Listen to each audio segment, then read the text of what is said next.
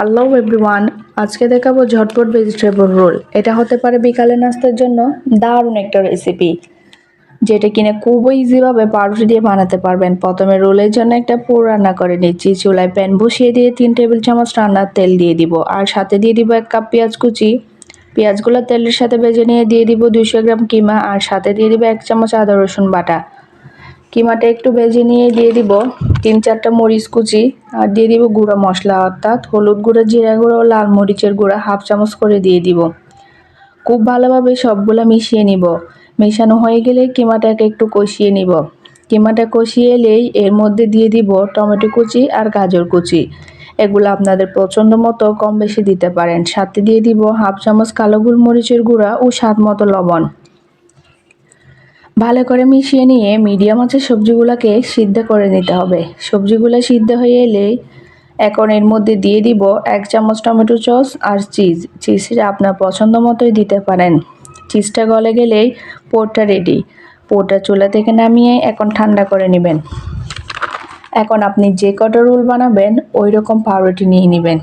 আমি এখানে 6 পিসের মতো পাউরুটি নিয়েছি।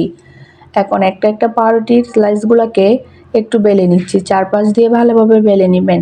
বেলে নেওয়ার পর সাইডটা ছুরি দিয়ে কেটে নিব, যাতে পাউরুটির 4 সাইড সমান হয়। আর এখন যে পুরটা রান্না করে রেখেছিলাম ওইটা এক সাইডে দিয়ে রোলের মতো ভাঁজ দিয়ে নিচ্ছি, আর সাইডে একটু পানি লাগিয়ে দিলাম যাতে রোলটা খুলে না আসে। এখন 2টা ডিম ফেটিয়ে নিব।